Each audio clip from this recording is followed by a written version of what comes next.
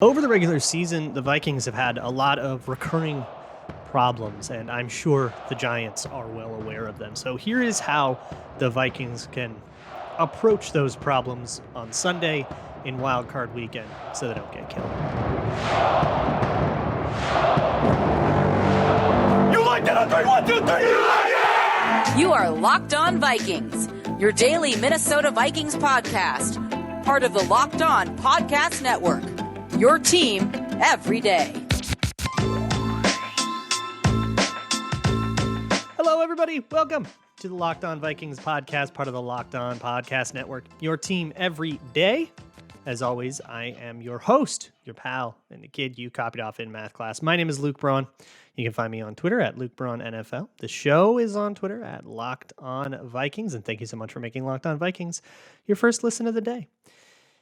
You can also find this show on Amazon Fire or Roku. Just download the Minnesota Sports app. And thank you so much to the sponsor of today's episode, which is Prize Picks. Prize Picks is daily fantasy made easy. You can just pick 2 to 5 of your favorite players, and if they score more or less than their Prize Picks projection, you can win up to 10 times your money on entry. First-time users receive a 100% instant deposit match up to $100 with promo code Locked On.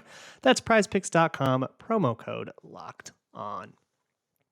Today on the show is usually when we would go really deep into film review of the previous game, but because it's the Bears game, and I think the energy on it is a little low, nobody really needs to go over how Nick Mullins did in the second half and Ryan Connolly made one good run stop and stuff like that.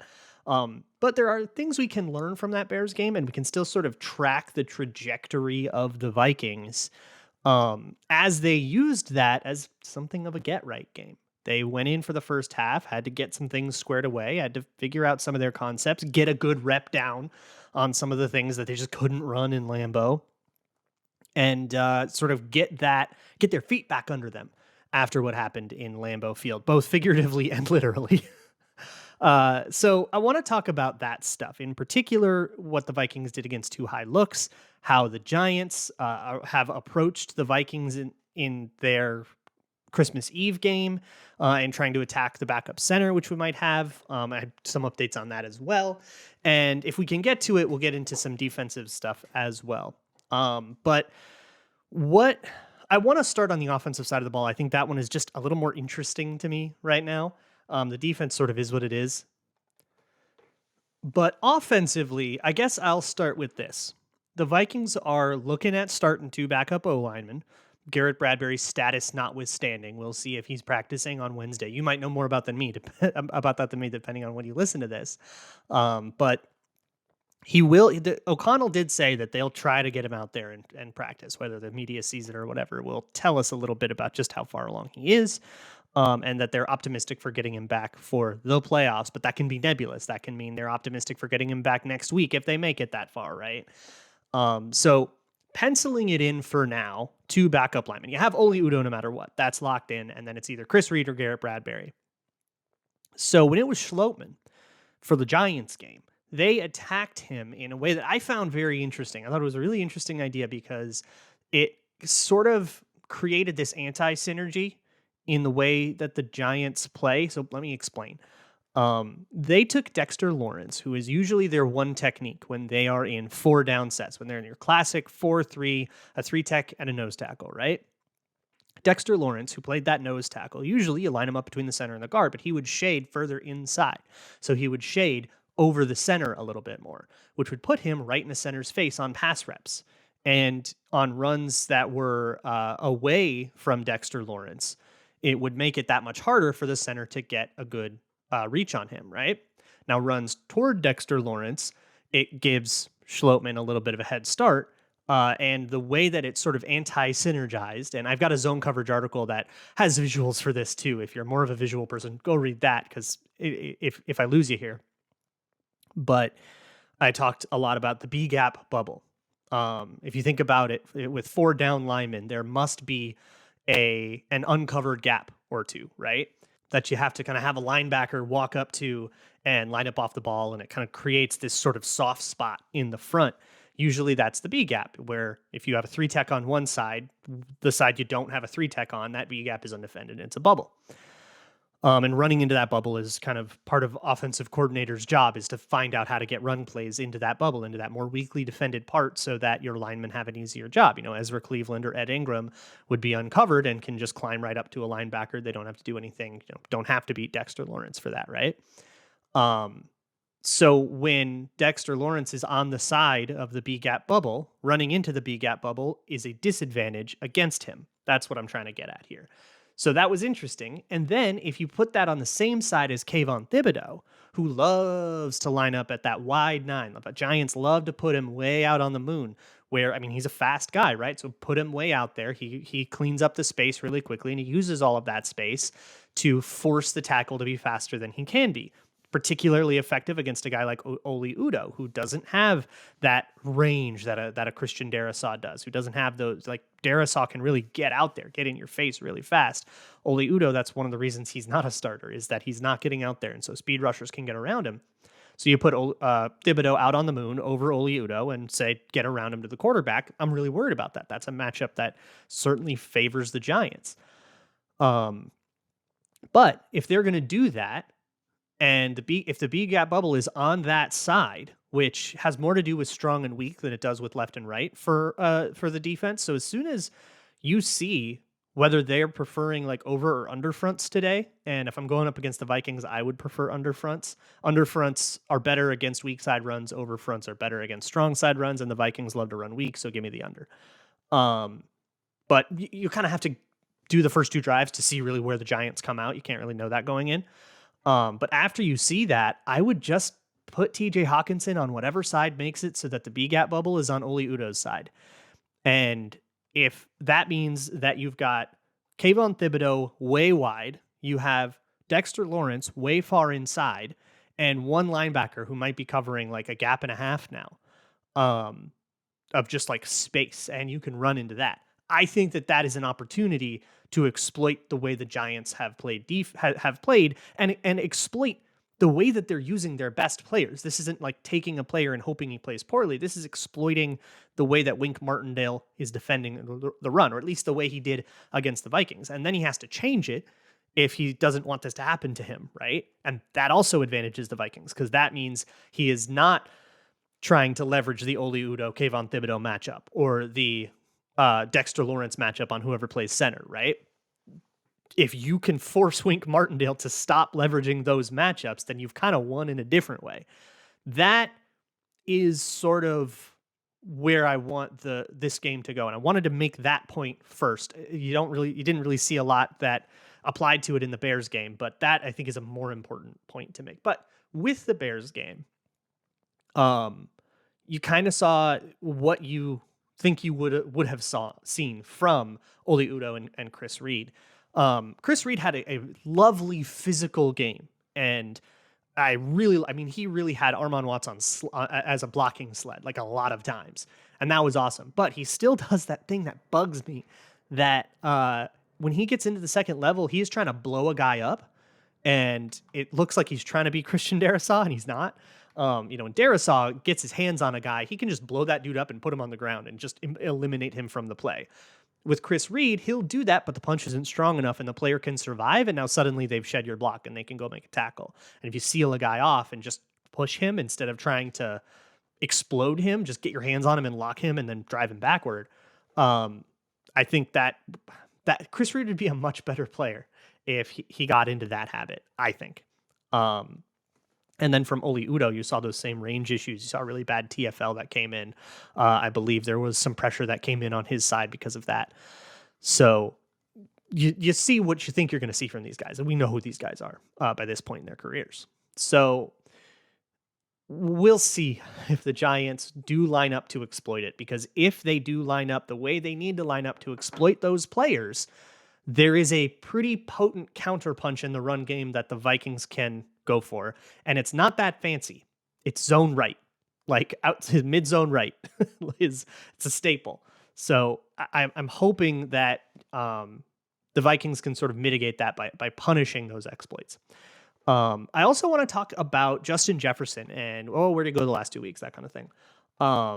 Because the Vikings, I think, got enough reps out of what they need to get to reactivate Justin Jefferson and get him going for this playoff game.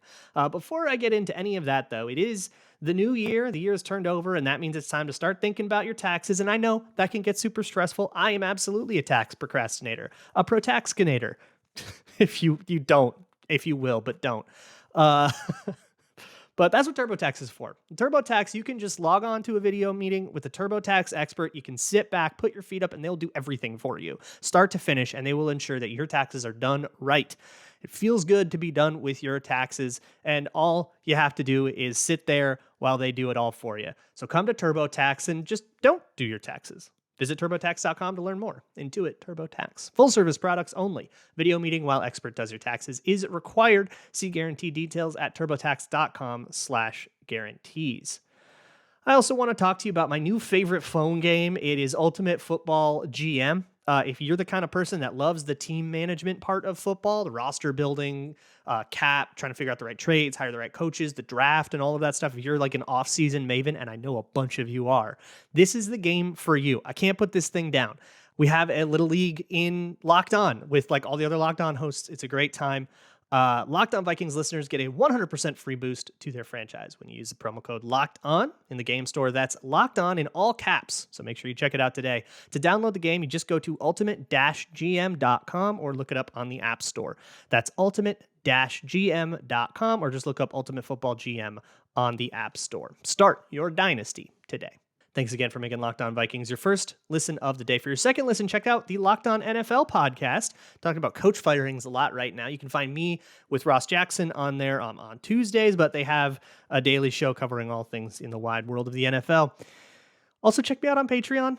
You can find, I'm going to do something about Tonga. It's Tonga time this week. And I'll do a whole bunch about the wildcard game as well afterwards. So find me at patreon.com/LukeBraunNFL. One of the things that is worth engaging with, though, is two beaters. So the Vikings struggled a whole bunch in Lambeau, and we covered it ad nauseum, with half safety looks or cover two looks on one side, on Jefferson's side. The idea is you put a safety over the top so that if Jair Alexander, it's risky to jam, especially to jam as aggressively as he did, you can get beat deep. So put a safety over there so it doesn't matter if you get beat deep and you can jam with impunity. This is something that teams have done against the Vikings a lot, but it has to be a good corner. Teams have tried doing this. The Bears tried doing this, and they don't have a corner like Jair Alexander, so the jams just get missed, and then the Vikings can run two beaters. I think it was really important that they ran a bunch of two beaters to Jefferson's side and just get a good rep on all of them, just to get yourself back into the rhythm of them and feeling like they're good plays, get your confidence back on them. And that's what they did against the Bears a lot in the first half, is that they just knew. And I think the Bears saw the Packers tape and said, well, we'll just live in cover two all day, because that's what they did. And it didn't work for the Bears. We went over it after the game, but 5 drives, all of them in scoring range, 1 fumble, 1 clock mishap. Otherwise, he would have gone 5 for 5 scoring. But if you go look at the worst games the Vikings have had offensively, and the worst games Justin Jefferson has had, you'd go to the Eagles game, you'd go to the Week 3 Lions game, Cowboys, this last one at Lambeau, all of them have the other team using half looks, be it quarter, half with half on one side, or full-on halves, cover two. That is the way to do it, but you have to have a good corner. You have to use your good corner as a cover two corner, which is this really counterintuitive feeling thing, because you remember Mike Zimmer saying you can find a cover two corner at 7-11. It is notoriously the easiest job, but if you put a good player in an easy job, chances are he's going to perform it at an elite level. And that's what these teams have been able to do, and they've been able to stymie Jefferson that way. So you got to get out against the Bears, who don't have that guy, and for what it's worth, the Giants don't have that guy. So I don't think that this is something the Giants can just copy paste and say, all right, great, we got 20 yards out of Justin Jefferson, we get to win the game. But the Vikings kind of figured out what plays they can execute really, really well. And they got a bunch of them executed against the Bears here. In particular, stuff like corner routes, right? When you have an underneath player and a high player, you can just kind of have Justin Jefferson try to run a route between the two and see if he can't get space. And then if you put a flat player underneath, if you noticed, like in the Bears game, why did CJ Ham get all those passes? It was kind of because of that, because the flat defender, the underneath guy, was sinking really, really far to try to take space away from Jefferson. But that means that he was 12 yards back. So you just dump it off to the fullback and he walks up to a first down. That particular play has been, the Vikings haven't been good enough at that play. In particular, Kirk Cousins has been rushing that play. I've talked about that a lot, and he has too. This isn't coming out of nowhere. But essentially, as the play develops and you have a low route and a high route, those routes will diverge more over time, right? The higher guy gets further away from the lower guy, right? And while it's early in the play and they're still close, the corner can sort of midpoint between them. And if you throw it, he'll still be close enough to both routes to make a play. But eventually that will become impossible. Eventually the two routes get far enough apart. So you have to wait for it to develop and force the cornerback to declare or force him to choose if he's going with the high route or the low route, depending on what the coverage is. He'll have that choice kind of predetermined for him, but you have to force him to make that move and space himself accordingly. Cousins did a much better job in this Bears game of being patient and forcing that corner to do his job instead of midpointing, right? And that's why every time CJ Ham got the ball, he had 10 yards of space in front of him and he could just walk up to a first down. It's because Cousins was able to be patient and wait. And of course, you got to block up for that. But in situations, the Saints game is the one that comes to mind, but you get a play like this every other game, it seemed like this year, where if he rushed it, he would throw it to the check down or to the underneath guy, but the corner was still there to make the play. And he could kind of sink 2 steps and Cousins would say, oops, sinking, I'm going to throw it. But he didn't actually force him to sink so much that he couldn't just still break on it. I loved to see it. That is great. That is an awesome pitch. That is a counterpunch to one of the things that the Giants are absolutely going to use, considering the tape that they put out against Lambeau, or against the Packers at Lambeau. If you go flip on the Cowboys tape, you'll see it. Flip on the Eagles tape, you'll see it. If the Giants come into this going, okay, who kicked the crap out of the Vikings? How do we do it? They are going to see the same answer over and over and over again. I would be stunned if we didn't see a whole bunch of half looks against us in Wild Card Weekend. And having that timing ironed out, that's been a problem all season. If the Vikings really do have that timing finally ironed out, then they can counterpunch what the Giants will walk into the stadium thinking is their silver bullet. And that rules. That is the way you win a wild card game. It's what I'm hoping, at least. I also want to jump to the defense for a quick moment before the end of this show and talk about some of the emerging dudes. We've had starters change in the middle of the season twice now, or at least arguable starters. And that will also change the way the Vikings approach the Giants offense, which is a totally different puzzle. So we'll get to that. But first, let's talk about daily fantasy, and not daily fantasy in the dumb way that so many people do. That's like a whole lineup and a pool of 6,000 people and you'll never win, but the smart way, the Prize Picks way, which is just you versus the house, just the players you want to pick. You don't have to flesh out a whole roster just because you have a take about, which quarterback's going to do well. And it also is a lot less awkward come playoff time when you don't have the entire league to choose from. You can just pick 2 to 5 of your favorite players and whether or not they'll hit their Prize Picks projection. And if you're right, you can win up to 10 times your money. So head on over to prizepicks.com or download the app. And if you use promo code locked on, you get a 100% deposit match up to $100. That means if you put in $100, you get $100 slapped on top of it. Put in 50, get 50, and so on. That's promo code locked on at prizepicks.com or with the Prize Picks app. It is super easy to play and is way smarter than normal daily fantasy. So go to prizepicks.com or get the Prize Picks app. Moving on to the defense. I mean, we've talked so much about the defense, and I think I've sort of spoken my piece on who they need to be for the Vikings to go on a run. And I really think that the way the Vikings have taken this, I mean, they were at a true crossroads after that Lions loss, where they were sitting back in the same zone they had done all year, and Jared Goff shredded them, and they'd let like 4 quarterbacks in a row put up their season highs. They were getting shredded, and they moved in the Colts game to man coverage. If you've been listening to this show, you already know this. But if you haven't been, or if you're just tuning in because they're in the playoffs, that's kind of the story of why the defense, you're going to see they're second to last in total yards. They're like last in a bunch of more advanced metrics and stuff. If you look at their totals, their season totals, and that is because for 14 weeks of the year, they were doing the same soft zone and executing it pretty poorly, and it wasn't working. But they didn't really trust their corners to play man to man. So they didn't really feel comfortable moving away from it. Well, then they decided to change that in week, I think it was 15 against the Colts. And even though they scored 36 in that game, a lot of that was defensive touchdowns and a punt block. There's a pick six and a punt block. And short fields and stuff. That was a good defensive game despite the score. And it was a lot of that was because the Vikings just were like, screw you, we're running cover one now. We're just going to be a cover. We're just going to man cover. We're just going to have Patrick Peterson man cover. By then it was Duke Shelley who had this emergence, and he can man cover, and they felt better about that than they did when they started the season with Dantzler. Now that they've got this guy that's sort of breaking out, that has been better.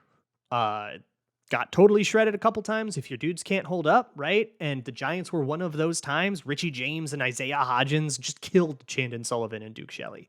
It was not a good game for those guys. Not a good game for Patrick Peterson either. So they have to do better if we're going to come with the same game plan. But I think we are, because the other option is to go back to the thing that was literally the worst defense in the league. It's probably not a better option, or run something they haven't run all year, which also is pretty unwise. If you haven't been practicing it all year, how do you don't know who's going to be comfortable, who isn't, who's going to screw up a whole bunch. That's just juggling with a grenade when you don't have to. But among all that is the crazy story of Duke Shelley. Of course, Duke Shelley got his really cool interception. He just played pretty well in the game. I was pretty mad after the game about the dogging the Velus Jones touchdown. He was reaching out a little more than I thought on a slower look, so it's probably too hard on him for that. But I will still, like, Jordan Hicks and Danielle Hunter both kind of let up and they didn't even look. Cam Bynum just got killed by a fullback, so it was not exactly dogging it, but like, Jesus, dude, you got smoked. And that's kind of led to the touchdown and then some good footwork. But yeah, no, Duke Shelley, good game. No caveats. The thing about Duke Shelley that is astounding to me is that he is 5'9". I am taller than him, and I'm a podcaster. And he runs a 4.5 40. He is not like one of the least athletic cornerbacks we've seen in a long time, just from a pure God-given athleticism standpoint, like just size and speed. He just is like, you just don't see this dude making it in the NFL or playing as well as he is. But he has played bigger than he is, and that's huge. Some guys just play bigger than they are. They just have a good catch radius. They're just really good at timing out with the ball. They're really good at boxing and positioning. On the wide receiver side, famously, Stephon Diggs, 6 foot, plays like he's 6'4". On the corner side, if you want a very generous comparison, that's kind of how Antoine Winfield used to play. I mean, he was the same size. He played on the outside, and he played way bigger than he is. Duke Shelley's not Antoine Winfield, but he's on that same stylistic path, and that is, I mean, like, that's kind of what you're dealing with, is this guy that's like, how are you staying with guys? Look at you. It's awesome. It rules. He's got so much dog in him. Planting the ball on the logo. I love it. But why he's doing it, why this is successful, is that he's got the exact right amount of confidence. If you're too confident as a corner, this is Andrew Booth, you'll jump things, you'll be wrong all the time, you get killed. If you don't have enough confidence in a corner, you're Cam Dantzler. You're going to stay way off. You're going to let things get caught in front of you. It's like a Goldilocks thing with Duke Shelley. It's just right.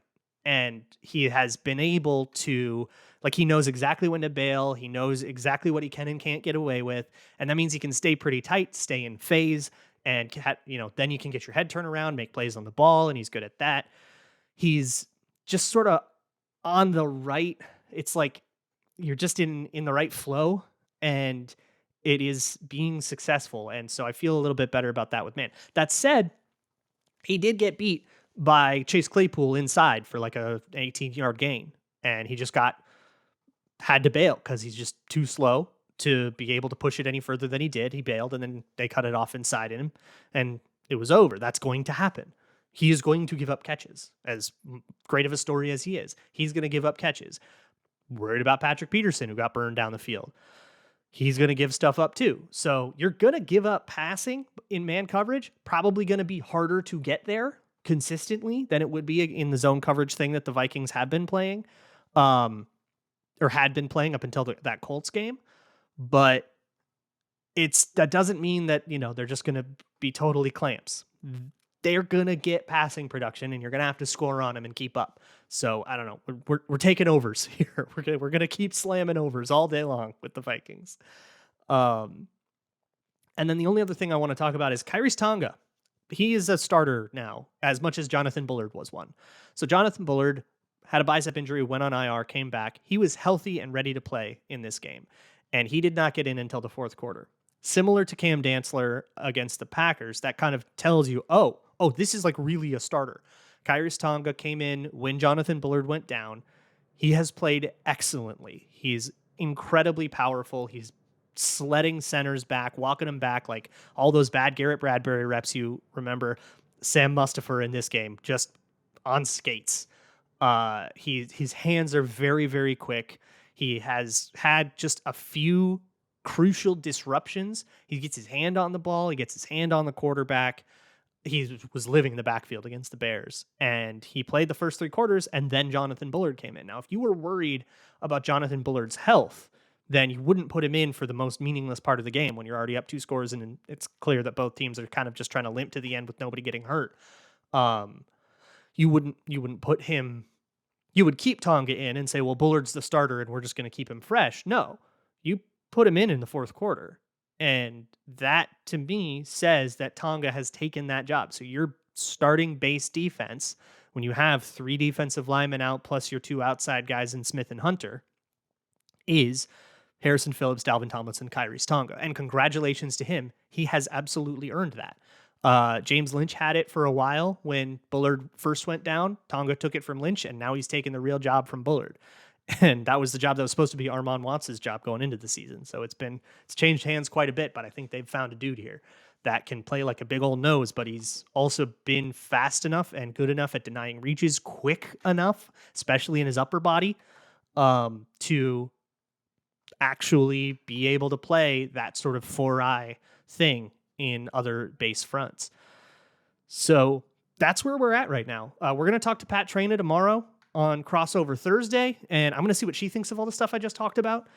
I'm curious to see her thoughts. I'm sure she's got lots of questions for me too. So we'll do our crossover. We'll do our bold predictions and all of that stuff. And then it's playoff time, baby. I hope y'all are getting excited.